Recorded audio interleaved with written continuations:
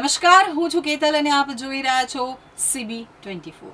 Crime બ્રાન્ચે Ahmedabad અને સુરતમાં કાર્યવાહી કરી હતી, જેમાં અમદાવાદમાંથી 2.10 કરોડની અને સુરતમાં 80 લાખની નકલી નોટો કબજે કરી હતી.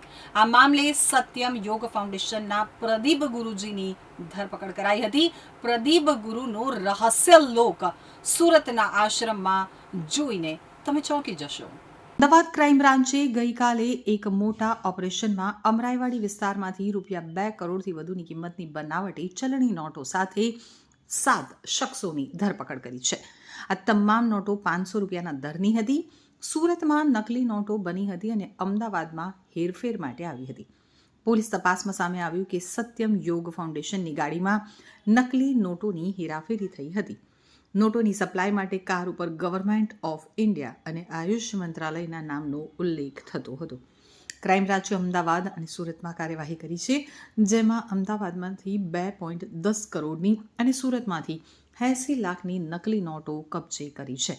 આ મામલે સત્યમ યોગ ફાઉન્ડેશનના પ્રદીપ ગુરુજીની પણ ધરપકડ કરવામાં આવી છે. સુરત કામરેજના ધોરણપારડી ગામની સીમમાં લગભગ 1 વીઘા જમીનમાં ફેલાયેલા આ સત્યમ યોગ ફાઉન્ડેશનની સૌથી પહેલી ઓળખ તેની રહસ્યમય ઊંચી દિવાલો છે. સામાન્ય રીતે કોઈપણ આધ્યાત્મિક આશ્રમ ખુલ્લો અને ભવ્ય હોય છે, પરંતુ યોગ ગુરુ પ્રદીપે તેના આશ્રમની ચારે બાજુ 15 ફૂટ ઊંચી દિવાલો ચણી લીધી હતી. આ દિવાલો ઉપર લોખંડના તારની ફેન્સિંગ પણ કરવામાં આવી હતી, જેથી બહારથી કોઈપણ વ્યક્તિ અંદર ડોક્યું પણ ન કરી શકે. તો સુરતની કોઈ મોટી સ્કૂલમાં પણ ન હોય તેવી આ કિલ્લેબંધી પાછળ પાપ છુપાયેલું હતું. મુખ્ય ગેટથી અંદર પ્રવેશતા જ આ આશ્રમ કોઈ સાત્વિક કેન્દ્ર ઓછું અને કોઈ રાજા રજવાડાનો આલિશાન મહેલ હોય તેવું વધુ દેખાતું હતું. આશ્રમમાં પ્રવેશતા જ એક બાજુ ગૌશાળા બનાવવામાં આવી છે, જ્યાં ગાયો રાખવામાં આવતી હતી. નવાઈની વાત એ છે કે યોગ ગુરુ પ્રદીપને ઘોડા પાળવાનો પણ ભારે શોખ હતો, જેના માટે તેમણે ખાસ અશ્વશાળા પણ બનાવી હતી. લક્ઝરી ગાડીઓ અને મોંઘી દાટ અશ્વ આ કહેવાતા યોગ ગુરુની લક્ઝરી લાઈફની સાક્ષી પૂરે છે, જે સામાન્ય યોગીને ક્યારેય પરવડે નહીં.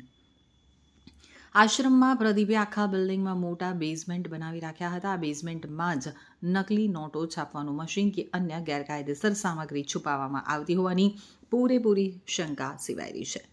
સ્થાનિક રહીશોના જણાવ્યા મુજબ આ આશ્રમમાં રાતના સમયે અસામાન્ય ગતિવિધિઓ વધી જતી હતી.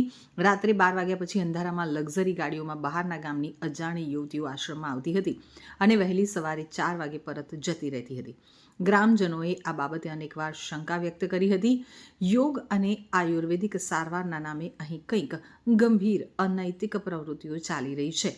રાત્રિના વ્યવહારને કારણે આખા ગામમાં વાતાવરણ ઉપર પણ અને યુવા પેઢી ઉપર પણ અત્યંત ખરાબ અસર પડી રહી હતી. પ્રદીપની ઓફિસમાં અને તેના રહેવાના રૂમમાં તપાસ કરતા કેટલીક અત્યંત ચોંકાવનારી વિગતો જોવા મળી હતી. તેની ખાસ સોફાની એક બાજુ સંગીતનું સાધન સિતાર પડ્યું હતું, તો બરાબર તેની બીજી બાજુ એક તીક્ષ્ણ અને મોટી તલવાર રાખવામાં આવી હતી. યોગ ગુરુની પવિત્ર છબી ધરાવતો આ શખ્સ હથિયાર અને સંગીત બંને પોતાની પાસે રાખતો હતો. આ દ્રશ્ય તેની બેવડી માનસિકતા દર્શાવે છે કે તે બહારથી સંગીત પ્રેમી યોગી દેખાતો હતો, પરંતુ અંદરથી ગુનાહિત પ્રવૃત્તિઓ સાથે સંકળાયેલો ખતરનાક વ્યક્તિ હતો.